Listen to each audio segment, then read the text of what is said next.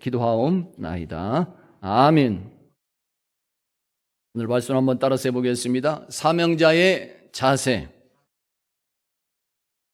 겟세마네 동산에서 기도를 바치신 예수님이셨습니다. 그리고 그날 밤에 로마 군인들과 대제사장에게 속했던 그런 무리들에게 잡히시게 됩니다. 그런데도 예수님은 그런 위기 상황에서도 아주 당당하게 대처하시는 그런 모습을 보게 됩니다. 내가 그 사람이다. 부인하지 않았으면 내가 바로 그 사람이다. 너희가 찾는 바로 그 나사렛 예수다. 분명하게 밝히십니다. 오늘도 선포되는 이 말씀에서 모두 다 주님을 만나시는 체험들이 이루어지는 귀한 시간 되기를 예수 이름으로 축원합니다. 특별히 여러분 각자에게 명하신 하나님의 사명을 어떠한 자세와 모습으로 감당해야 될 것인지, 내게 주신 이 직분을, 내게 주신 사명을 어떻게 감당해야 될 것인지 새롭게 각오하고 결단할 수 있는 그런 귀한 역사가 넘치는 시간 되기를 예수 이름으로 축원합니다. 주님으로부터 사명을 받은 성도들의 자세와 그런 모습 여러 가지가 있을 수 있습니다. 오늘 우리에게 주시는 말씀은 이것입니다. 사명을 받은 우리들은 강압으로 인한 것이 아니라, 억압으로 인한 행동이 아니라 언제나 감사에서 나오는 자발적인 순종함이 이루어질 수 있어야 되는 것입니다. 할렐루야. 따라서 봅니다. 자발적으로 순종합시다. 성 프란체스코에 관한 이야기가 있습니다. 어느 날 성 프란체스코가 수도원에서 농사일을 하고 있었는데 젊은 두 사람이 수도사가 되겠다고, 그 성 프란시스코의 제자가 되겠다고 두 사람이 찾아오게 됩니다. 본래 수도생은 아주 엄격하게 선발해서 제자를 삼게 되는 법입니다.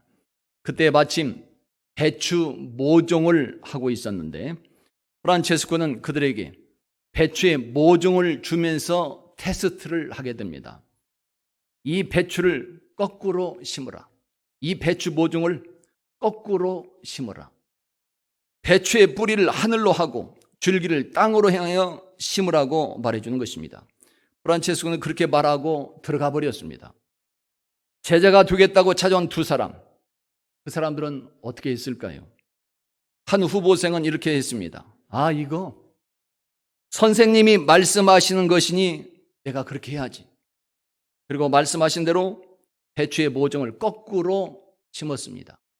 우리가 심는 것은 뿌리를 땅으로 해서 심어야 되지만 프란체스코는 시험해 보기 위해서 그 사람들에게 지금 뿌리를 하늘로 해서 줄기를 땅으로 심으라고 지금 말해준 것이. 근데 이 후보생은 말씀하신 그대로 배추의 모종을 거꾸로 심었습니다. 뿌리를 하늘로 가게 하고 잎을 땅으로 가게 해서 심었습니다. 그러나 다른 한 사람은 이렇게 생각했습니다.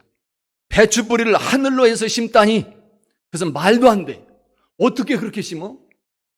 이것은 세상 이치도 맞지도 않아. 그렇지요? 세상 이치대로 한다면, 우리가 평상대로 했던 대로 행한다면, 우리가 알고 있는 지식대로 행한다면 배추의 뿌리를 하늘이 아니라 땅으로 해서 심어야만 것입니다. 그렇잖아요? 우리가 어떤 식물을 심을 때, 모종할 때 뿌리를 땅에 심는 거죠. 줄기를 심는 건 아니잖아요? 그게 맞는 것입니다. 그래서 다른 제자는 프란체스코의 말이 아니라 자기 판단했던 대로 세상의 이치대로 뿌리를 땅으로 해서 그대로 심었습니다. 프란체스코는 저녁이 다 되어서 나와보게 되었습니다. 그리고는 배추 모종을 거꾸로 심었던 사람을 수도사의 제자로 뽑게 되었고, 자기 판단에 따라서, 자기 지식에 따라서 배추 모종을 그대로 올바로 심었던 그 사람은 집으로 가라고 돌려보냈습니다. 왜 그랬을까요? 왜 그랬을까요? 성 프란체스코의 판단 기준은 그것이었습니다. 일이 합리적이냐 불합리적이냐 그것이 중요한 것이 아니었습니다. 그 결과가 어떠하느냐 그것이 중요한 것이 아니었습니다. 누가 말씀했느냐를 더 중요하게 생각한 것입니다. 다시 말하면 제자가 되려고 찾아온 사람들이었기에 선생님으로 모시려고 했던 성 프란체스코의 말씀에 순종하고자 하는 자세가 되어 있느냐, 바로 그것을 중요하게 판단하게 된 것입니다.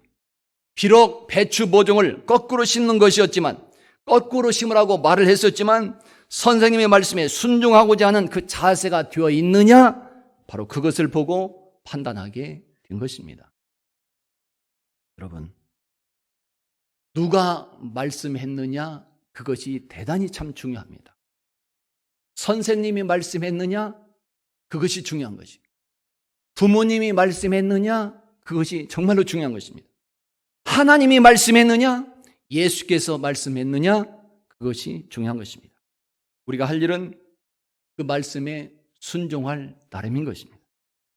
선생님이 말씀하신 것이기에 순종하게 되는 것이요, 부모님이 말씀하신 것이기에 우리가 순종하게 되는 것입니다.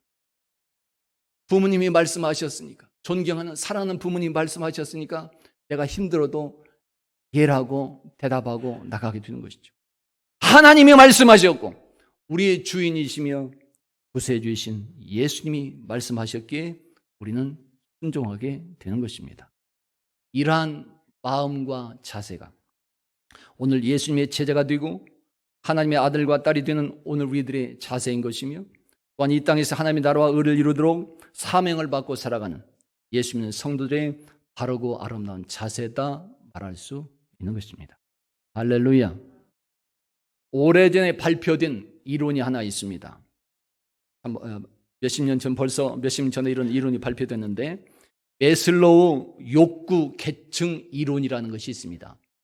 매슬로우라는 사람이 사람에게는 이런 욕구가 있다, 이런 욕구 단계가 있다, 그래서 욕구 계층 이론을 발표한 적이 있습니다.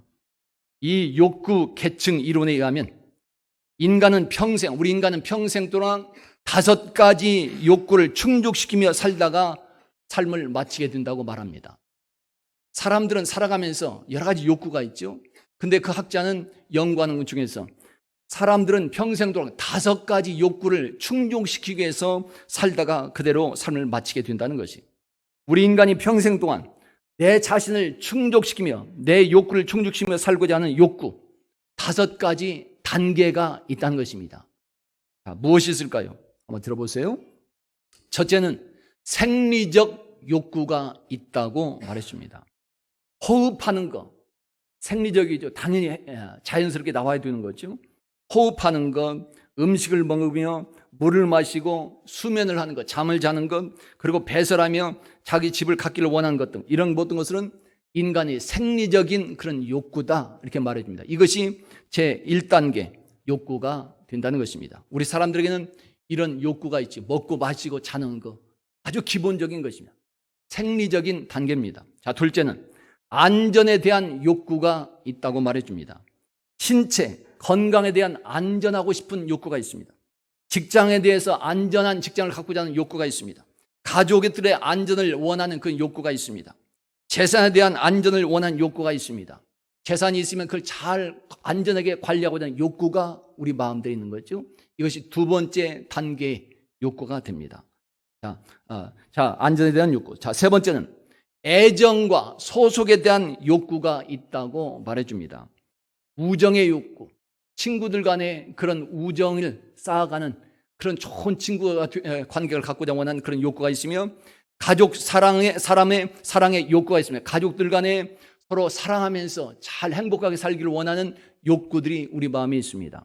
또 성적 친밀감을 갖기를 원하는, 애정을 나누기를 원하는 욕구도 우리 마음속에 있습니다. 이것이 3번째 욕구 단계가 된다는 것입니다. 4번째는 자기 존중함의 욕구가 있다고 말해줍니다. 자신감이 넘치는 삶을 살기를 원하고, 어떤 이를 성취감의 기쁨을 누리기를 원하며, 누군가에게 내가 존경을 받기를 원하며 살기를 원하는 욕구가 우리 마음속에 있다는 것입니다.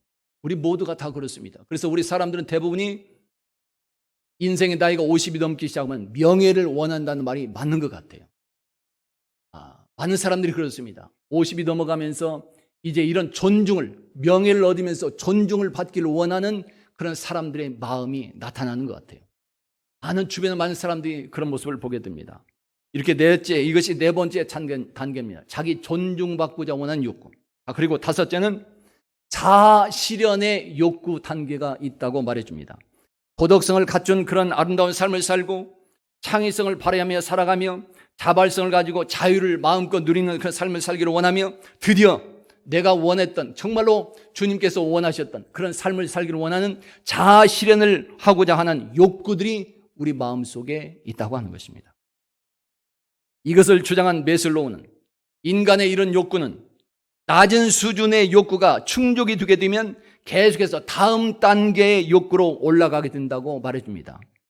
가령 생리적 욕구가 1단계 욕구가 충족되면 2단계로서 안전하게 되기를 원하는 욕구가 발생하게 되고, 안전해지면 애정을 원하는 욕구가 있기를 원하고, 그것이 충족되면 자기 존중을 받고 싶어하는 단계로 올라가기를 원하며, 더 나아가서는 드디어 자아 실현을 하고자 원하는 그런 단계가, 그런 욕구를 가지게 된다는 것입니다.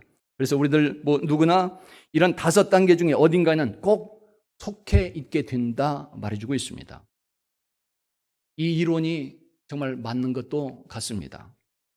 정말로 맞는 말이 될 수도 있습니다. 그러나 메슬로우의 주장이 모두 다 맞는 것은 아닙니다. 그의 주장이 이해가 되기는 하지만 대부분 그렇게 될 수 있다, 그런 마음을 가집니다. 저도 인생을 살아가면서 그런 것을 느껴봅니다. 또 주변 사람들도 많이 그렇게 봅니다. 그렇게 되어가는구나. 대부분이 그렇게 된다는 것을 보게 되지만 반드시 꼭 그런 단계를 거쳐야만 되는 것은 아닐 때도 있더라는 것이에요.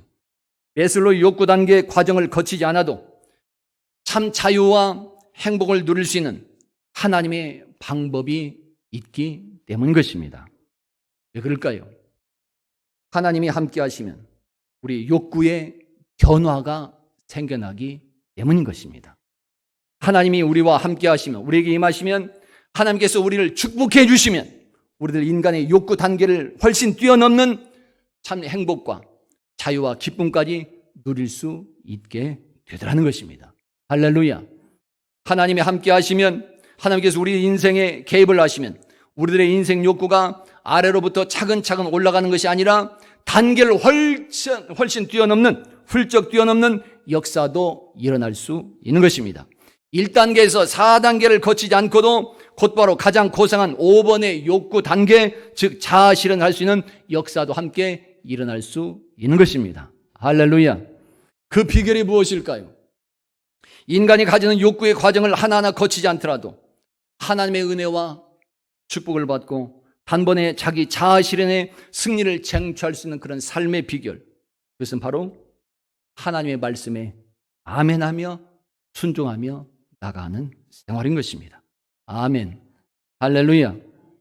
그 말씀의 순종함이 참된 성도의 모습이 되는 것이며, 또한 성숙한 성도의 모습이고, 또 참 사명자의 자세며 예수 믿는 성도의 아들, 딸들의 신앙 인격이다 말할 수 있습니다. 그리고 바로 이렇게 순종함이 내 자아 실현도 드디어 이루는 축복을 받고 기쁨도 누리게 되는 것입니다. 성경에서 말씀하는 신앙 인물들이 그랬던 것을 우리가 살펴볼 수 있습니다. 노아가 그래했었고 아브라함이 그래했었습니다. 모세가 그렇게 순종함으로 해서 하나님의 놀라운 축복을 체험했었고, 다윗 왕도 그렇게 순종함으로 인해서 하나님의 놀라운 사랑과 은혜를 체험하며 자아 실현 이루고 더 나가서 존귀에 쓰임받는 역사도 임할 수 있었습니다. 그들은 모두 다 하나님의 말씀에 아멘하고 순종함으로 인간의 욕구 단계 과정을 뛰어넘는 하나님의 축복을 또한 사랑을 받고 누렸던 그런 사람들입니다. 그들은 때때로 힘들고 어려운 그런 순간이 닥쳐왔었지만, 그러나 그런 순간에서도 세상에 빠지지 않았고 오직 하나님께 초점을 맞추며 다시 회개하고 돌아올 수 있었고 각자의 주신 말씀에 아멘하며 순종해 나갔던 그런 사람들입니다. 그럴 때 하나님은 그들 모두에게 약속해 주셨던 대로 축복해 주셨으며 그들의 자아 실현뿐만 아니라 더 나아가서는 하나님의 인류 구원 계획하심에 존귀하게 쓰임받는 인생으로 살아갈 수 있었습니다. 할렐루야. 세계 역사에서도 그런 사람들의 예를 얼마든지 우리가 찾아볼 수 있습니다. 그중에 넬슨 만델라가 그러하다고 말할 수 있고, 독일의 신학자 본 휘퍼 같은 사람도 그러했다고 말할 수 있습니다. 이들은 메슬로우의 주장대로 1번의 욕구, 첫 번째 욕구, 생리적 욕구도 채우지 못했던 사람들이었지만 곧바로 5번의 단계, 자아 실현을 했던 그런 단계에 올라갔던 사람들이며, 나아가서는 세상 역사에서도 존귀한 이름으로 남겨질 수 있었던 그런 사람들이 되는 것입니다.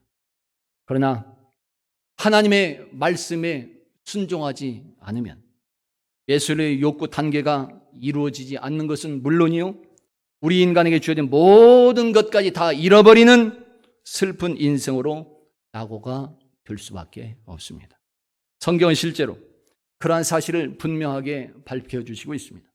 불순종으로 인했던 모든 것을 다 잃어버리는 그런 슬픈 인생의 모습들, 그 첫 번째 사람이 바로 아담입니다. 첫사람 아담, 이 시대를 살고 있는 모든 사람들의 생명이 아담, 바로 그 사람에게서 시작이 됐다고 말할 수 있습니다. 그래서 첫사람입니다. 그 아담으로부터 온 인류가 지금 이렇게 퍼져나가게 되는 거죠. 지금 우리 인간의 유전자는 모두 다 아담 그에게서 물려받은 것이라고 말할 수도 있습니다. 그래서 첫사람 아담은 우리들의 표상이고 근본이다 말할 수도 있습니다. 아담은 모든 인간으로부터 존경받아야 마땅하고 또 사모함의 대상이 될 만하다고도 말할 수 있습니다. 그러나 유감스럽게도 모든 인류의 타락에 대한 책임을 아담 홀로 질 수밖에 없게 되었습니다. 왜 그래요? 그것은 하나님의 말씀에 불순종했기 때문에 그렇습니다. 이렇게 되어서 성경 로마서 5장은 우리에게 이렇게 말씀하고 있습니다. 다 같이 한번 보실까요? 앞에 보이시죠? 로마서 5장 시작.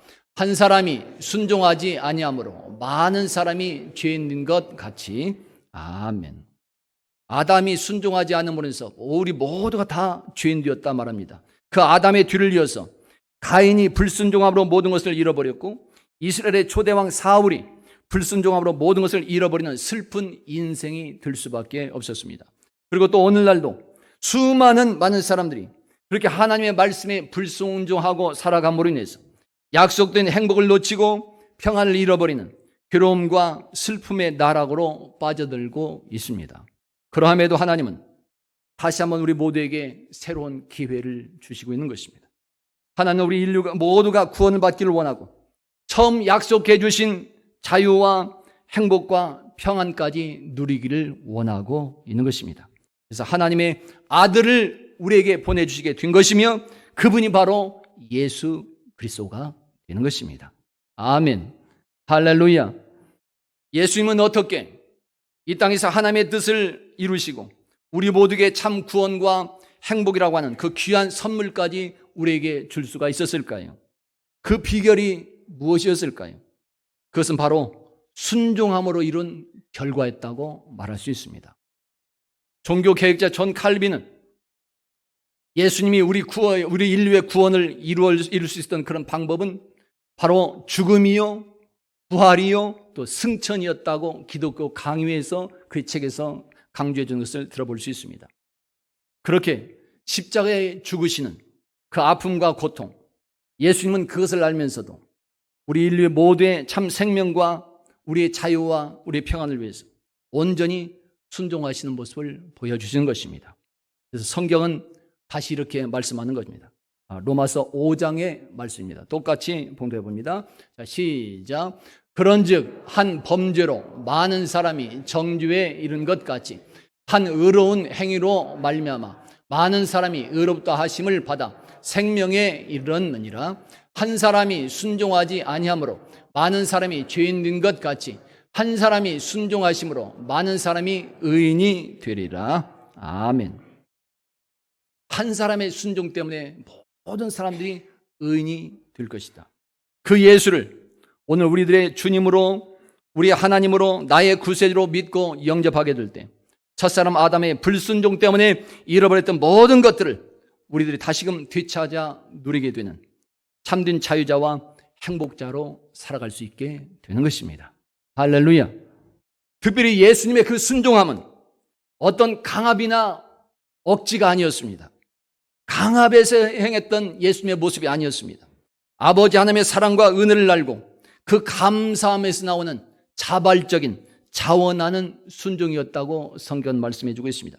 바로 이것이 우리 주님 예수 그리스도의 인격이라고 말할 수 있는 것입니다. 예수님의 자발적인 순종, 이러한 진리를 오늘도 요한복음 18장 4절에서 말씀하고 있습니다. 다 같이 보실까요? 똑같이 보십니다. 시작. 예수께서 그 당할 일을 다 아시고 나아가 이르시되 너희가 누구를 찾느냐? 아멘. 다 알고 있었다 말씀합니다. 무엇을요? 예수님은 십자가의 고통과 죽음을 다 알고 있었습니다. 그러면서도 자발적으로 순종하셨다는 사실을 보여주고 있는 것입니다. 성경 곳곳에서 그렇게 자원해서 자발적으로 행하라고 우리에게 말씀하고 있습니다. 이스라엘 백성들이 출애굽하여 성막을 지을 때 예물을 드리라 말씀하시는데 그때 예물도 자원해서 하라고 말씀하십니다. 그래서 그 말씀에 따라서 우리 열린과 성전 건축하는 데 있어도 강요하지 않고 장로들과 당회에서 상의할 때 강요하지 않고 억압이 아니라 자원해서 스스로 드리는 예물이 되도록 하자고 당회에서 결정한 바가 있었던 것입니다. 이스라엘 백성이 성막을 건축할 때 하나님께 예물을 드리는데 자원해서 예물을 드리게 되었습니다.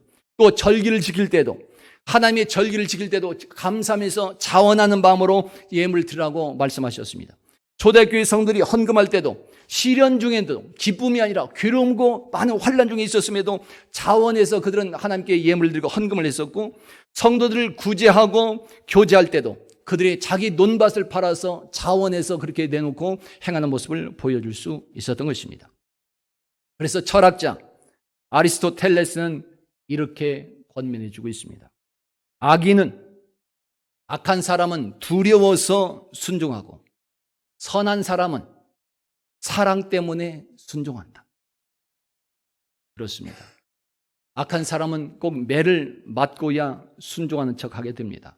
그러나 선한 사람은 정말로 참된 성도는 그 깊은 뜻을 알기 때문에 예수님처럼 자발적으로 순종하게 되는 것입니다.